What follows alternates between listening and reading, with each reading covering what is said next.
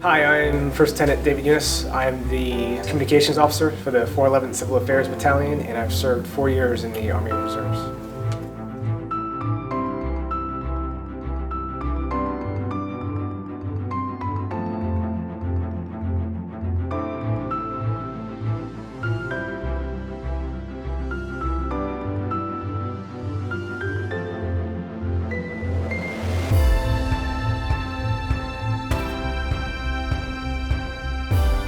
Well, originally it was to pay for college and all the benefits because, college is very expensive. So I started ROTC at the University of New Haven, and, the first year was quite the change of pace for what I was normally used to. I've never been exposed to, this level of intensity before. But, once I started doing it, I realized that the challenging environment of the Army is something that's enjoyable.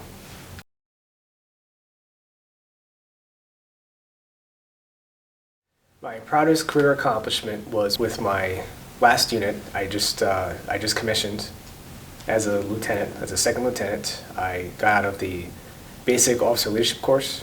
That's our MOS job training. And right when I got out, fresh lieutenant, didn't really know what I was doing yet.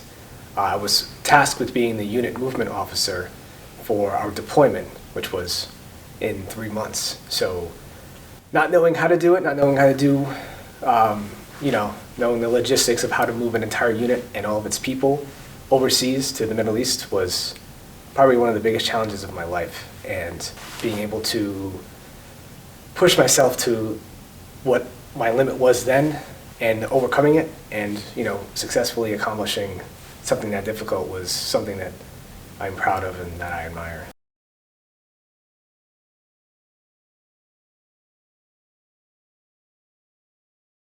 So 411th, I'm the communication officer. S6, I work with both my NCO, Sergeant First Class Furman, who's the AGR, the full-timer, and Sergeant First Class Hunt.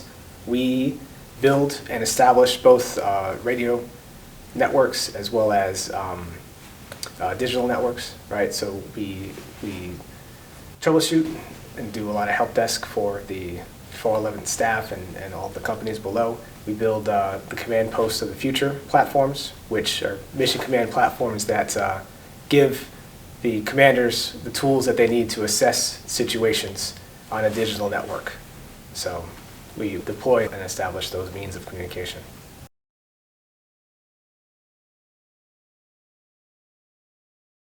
It's being able to challenge myself and putting myself in very stressful situations and being able to overcome that. That's what I admire most, why I continue to stay in the Army Reserves.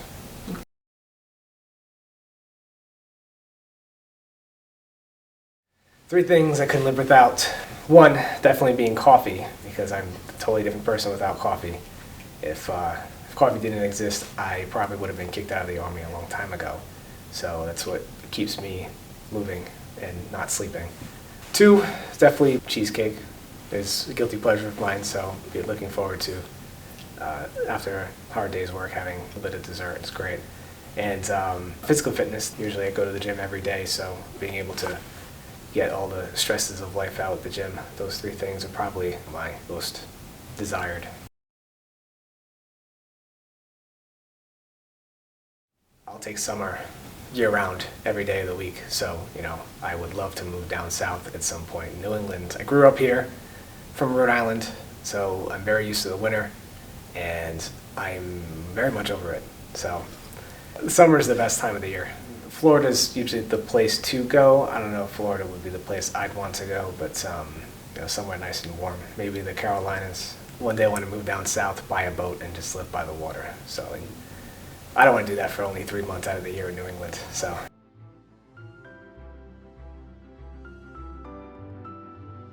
If I had to give any advice to either someone thinking about joining the military or joining the military, or anyone who knows someone who's in the military, it's definitely a different world from being here and then also being a civilian, especially in Army Reserves. It's a huge transition from doing your 9 to 5 Monday through Friday. I'm Dave, I'm one person, and then having to wake up on Saturday and be Lieutenant Eunis, it's two different people. For some people, that transition back and forth between civilian life and military life, it could be difficult. Sometimes the lines blur. A much older officer, Lieutenant Colonel, once told me that you really need to have that line where, this is your life and this is your Army life, and they shouldn't cross. So if you have family, you have friends and loved ones, you have to set time for them. You know when it's Army time and when it's civilian time.